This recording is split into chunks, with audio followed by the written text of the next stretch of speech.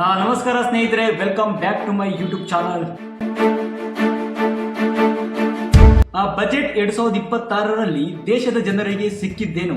ಬನ್ನಿ ಈ ವಿಡಿಯೋದಲ್ಲಿ ತಿಳಿದುಕೊಳ್ಳೋಣ.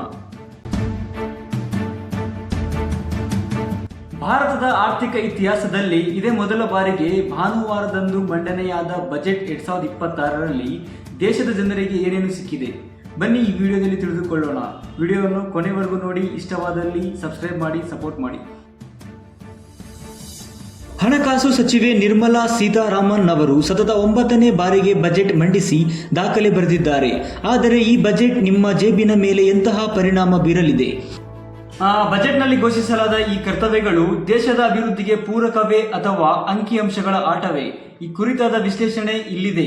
2026ರ ಬಜೆಟ್ 3 ಮುಖ್ಯ ಕರ್ತವ್ಯಗಳು. 1. ಸುಸ್ಥಿರ ಬೆಳವಣಿಗೆ.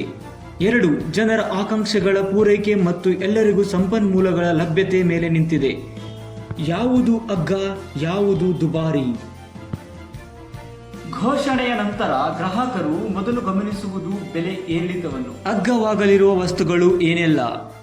ಕ್ಯಾನ್ಸರ್ ಮತ್ತು ಮಧುಮೇಹದ ಔಷಧಗಳು ಅಗ್ಗವಾಗಬಹುದು. ಈ ರೋಗಗಳ ಚಿಕಿತ್ಸೆಗೆ ಬಳಸುವ ಅಗತ್ಯ ಔಷಧಗಳ ಮೇಲಿನ ಸುಂಕ ಕಡಿತಗೊಳಿಸುವುದರಿಂದ ಇವುಗಳ ಬೆಲೆ ಇಳಿಕೆಯಾಗಲಿದೆ.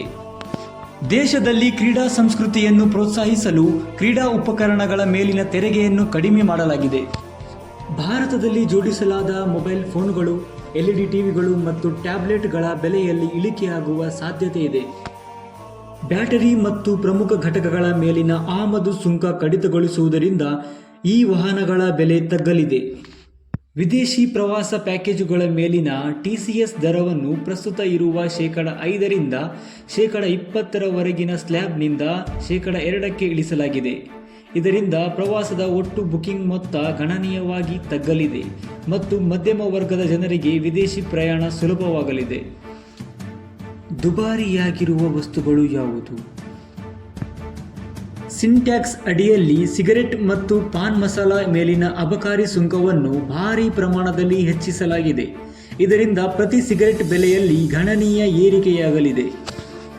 ವಿದೇಶದಿಂದ ಆಮದಾಗುವ ಐಷಾರಾಮಿ ವಾಹನಗಳು, ಡಿಸೈನರ್ ಉಡುಪುಗಳು ಮತ್ತು ದುಬಾರಿ ವಾಚ್ಗಳ ಬೆಲೆ ಏರಲಿದೆ.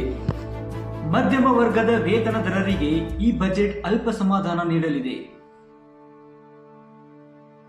ಹೊಸ ಪದ್ಧತಿಯಲ್ಲಿ ಸ್ಟ್ಯಾಂಡರ್ಡ್ ಡಿಟೆಕ್ಷನ್ ಮಿತಿಯನ್ನು 75,000ದಿಂದ ₹1,00,000ವರೆಗೂ ಏರಿಸುವ ಪ್ರಸ್ತಾಪವಿದೆ. ಇದರಿಂದ ವರ್ಷಕ್ಕೆ 15 ಲಕ್ಷದವರೆಗೆ ಆದಾಯ ಇರುವವರಿಗೆ ತೆರಿಗೆ ಹೊರೆ ಕಡಿಮೆಯಾಗಲಿದೆ. ಅಲ್ಲದೆ 2026 ಏಪ್ರಿಲ್ 1ರಿಂದ ಜಾರಿಗೆ ಬರಲಿರುವ ಹೊಸ ಆದಾಯ ತೆರಿಗೆ ಕಾಯ್ದೆ ತೆರಿಗೆ ಸಲ್ಲಿಕೆಯ ಪ್ರಕ್ರಿಯೆಯನ್ನು ಇನ್ನಷ್ಟು ಸರಳಗೊಳಿಸುವ ಭರವಸೆ ನೀಡಿದೆ. ಸರ್ಕಾರವು ಈ ಬಾರಿ ಹೂಡಿಕೆ ವೆಚ್ಚವನ್ನು 9% ಹೆಚ್ಚಿಸಿ 12.2 ಲಕ್ಷ ಕೋಟಿಗೆ ಏರಿಸಿದೆ. ಇದು ರಸ್ತೆ, ರೈಲ್ವೆ ಮತ್ತು ಬಂದರುಗಳ ಅಭಿವೃದ್ಧಿಗೆ ಪೂರಕವಾಗಲಿದೆ.